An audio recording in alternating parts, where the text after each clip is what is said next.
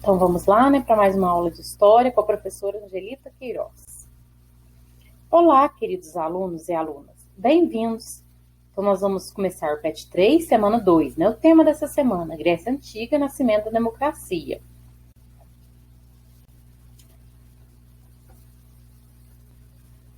Cara estudante, nessa semana você irá aprender sobre a formação da polis grega e a democracia ateniense.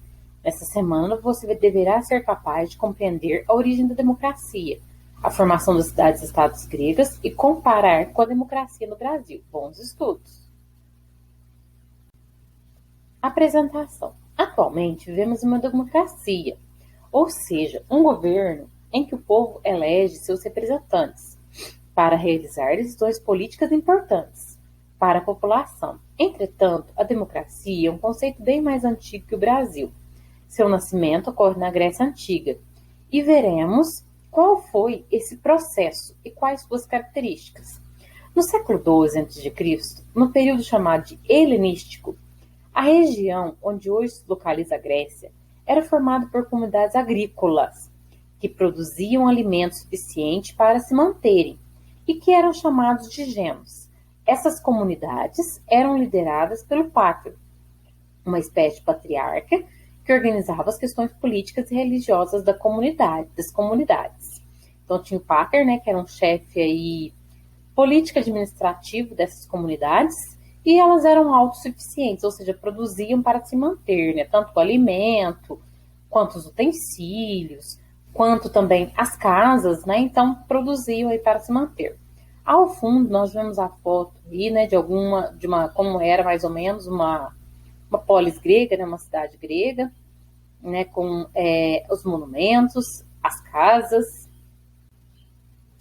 Gemos e a origem das polis. Ao fundo nós vemos quando já começa, né, a se formar, aí de Gemos começa a se formar as cidades, né, vemos aí umas comunidades menores ao redor, que seriam a junção desses genos. Com a ampliação da população, os genos foram se transformando e os membros mais próximos do pater tornaram-se grandes proprietários de terras, chamados de eupátridas, que significa bem-nascido. Os pequenos proprietários formaram a classe dos geórgos e a população mais simples passou a ser chamada de tetas. A disputa de terra dentro dos genos dividiu a população em frátrias, ou seja, a união de vários clãs, que por sua vez se uniram em tribos. Clã, no caso, seria uma família, né? Uma grande família que tem um chefe aí, esse chefe poderia ser esse pater, e esse chefe, né, esse clã, eles vão se unir e se tornar as tribos, né? Aí nas tribos já são a união de várias famílias. O fortalecimento das tribos deu origem às polis gregas, as primeiras cidades-estados da região.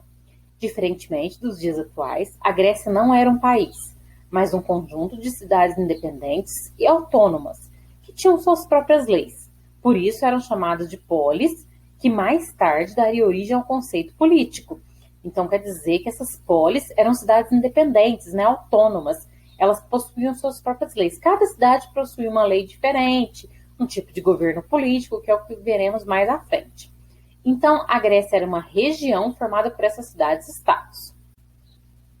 Aristocracia espartana e democracia ateniense. Nós vamos ver esses dois regimes políticos das duas principais cidades-estados do período grega, Esparta e Atenas.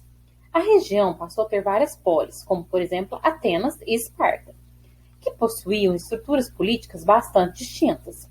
Os espartanos viviam em uma aristocracia, governo de poucos, e eram governados por um pequeno grupo de anciãos, além de possuírem uma cultura voltada para a guerra, em que desde pequeno eram treinados para as batalhas.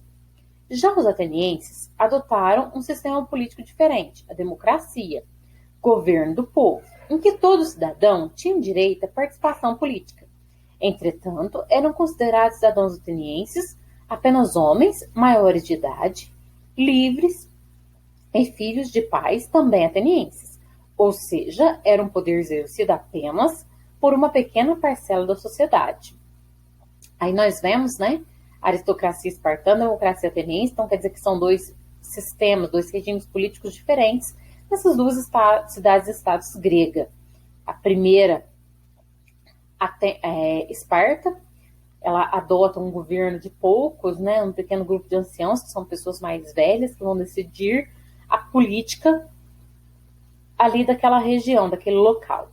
Já Atenas vai adotar a democracia, então eles vão ouvir o povo, né, não é somente aquele pequeno grupo.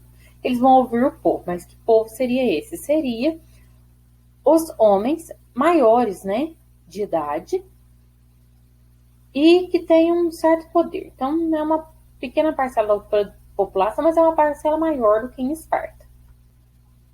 Para discutir as questões políticas, os atenienses se reuniam na Ágora, uma praça aberta, onde dava para realizar as assembleias, chamadas de eclesiais, que eram organizadas 2 vezes por ano, e suas decisões iriam para a Bulé, o conselho, para serem debatidas.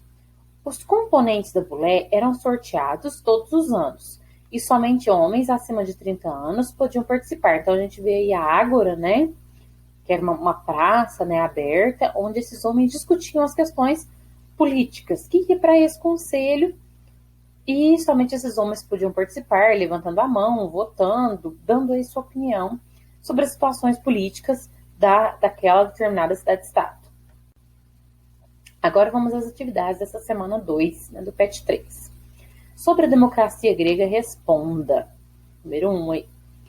A palavra democracia tem um significado político importante. Qual o significado desse termo? Então, a resposta. Democracia, que é o governo do povo, em que todo cidadão tinha direito à participação política. Então, tá aí a resposta. B. Todas as pessoas poderiam participar da democracia grega? Explique. No caso, não, né? Eram considerados cidadãos atenienses apenas homens maiores de idade, livres e filhos de pais atenienses, ou seja, um poder exercido apenas por uma pequena parcela da sociedade. C. Cite uma diferença entre a democracia grega e a que temos atualmente no Brasil. Na democracia ateniense, no caso na grega, né? Somente os homens maiores de idade atenienses podiam votar. No Brasil, atualmente, todas as pessoas maiores de 18 anos podem votar, né, incluindo as mulheres. Então, essa é a principal diferença. 2. Explique o que é uma cidade-estado. O termo cidade-estado significa cidade independente, com governo próprio e autônomo, sendo comum essa denominação na antiguidade, principalmente na Grécia Antiga, tais como Tebas, Atenas e Esparta, né? Então é uma cidade independente com governo próprio, né? Autônoma. 3. As cidades-estados gregas possuíam formas diferentes de governar. Explique como era o governo em Atenas. Não, desculpa, letra A, Esparta. Os espartanos viviam em uma aristocracia, governo de poucos, e eram governados por um pequeno grupo de anciãos. Além de possuírem uma cultura voltada para a guerra, em que desde pequenos eram treinados para as batalhas. B. Atenas. Já os atenienses adotaram um sistema político diferente, a democracia, governo do povo, em que todo cidadão tinha direito à participação política. Entretanto, eram considerados cidadãos atenienses apenas os homens maiores de idade, livres e filhos de pais, também atenienses, ou seja, era um poder exercido apenas por uma pequena parcela da sociedade. Essas respostas estão aí no textinho, né, que nós lemos. 4. Observe a imagem. A imagem representa as ruínas da Ágora de Atenas, né? Explique a importância dessa construção para a democracia ateniense. Então, aí nós temos, né, a imagem da praça e, no caso, a Ágora, né? Para discutir as questões políticas, os atenienses se reuniam na Ágora, uma praça aberta onde dava para realizar as assembleias, chamadas de eclesiais, que eram organizadas 2 vezes por ano e suas decisões iriam para a Bulé, o conselho, né, para serem debatidas. Então, a Ágora era importante para isso, né? Para debater, para discutir as questões políticas dos atenienses. Então, obrigado pela participação, queridos alunos. É muito importante o conhecimento sobre os nossos direitos, né, como cidadãos. Tchau, até a próxima aula de História.